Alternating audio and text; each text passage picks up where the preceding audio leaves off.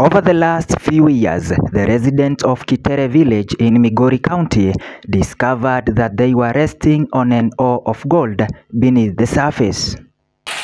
Since then, majority of residents here have transformed their main economic activity from farming to gold mining, leaving a small section of their farm for supplementary crop cultivation.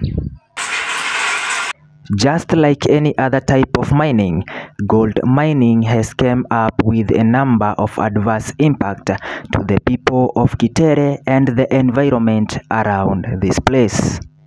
Speaking with one of the gold miners, Stephen Ochieng, he had this to say. Gold nayo imeleta mabadiliko nyingi, hasa watu ambao wanaishi hapa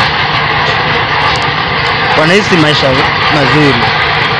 Unaweza pata pesa, ujenge nyumba yako, uelimisha watoto wako, unapata kitu cha kukula, so it's like a benefit. It's good. Yeah. Ani nafasi ya ajira, watu wametoka upande tofauti.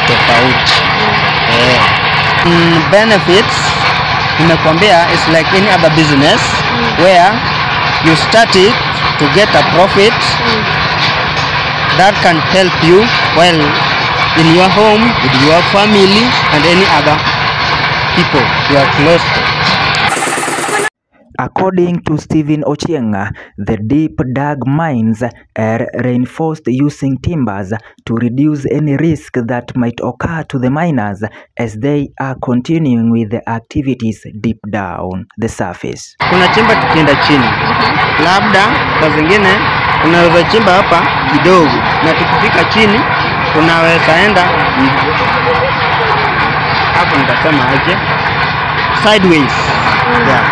Ulisema awali hapo ulisema ukichimba shimo unaweza kutumia hizo mbao kuanzia hapo hivyo chini ikielekea. Sasa mkienda hivi pia mnajenga na hiyo mbao kuelekea. Jenga na hizo mbao. Gold mining in Kitere has not only come up with a number of positive impact, but it has also resulted into a number of negative impact, such as risking the lives of the miners, especially during this time the area is experiencing heavy downpour. Tusipozijenga hapo vizuri, ikianguka inaweza sema aje, inaweza kunisaidia hapo kuporomoka. Ikiporomoka hiyo ndio inaweza kuwa shida, lakini haiporomoki sana, ni pahali hapo tu ndio inaweza kuporomoka, na hiyo ndio hatutaki. Ndio maana tunazijenga na mbao ili zikuwe sawa.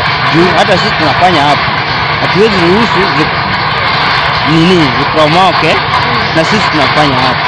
Reporting for Group 13 Media from Kitere, Rongo, Migori County, my name is William Wainaina.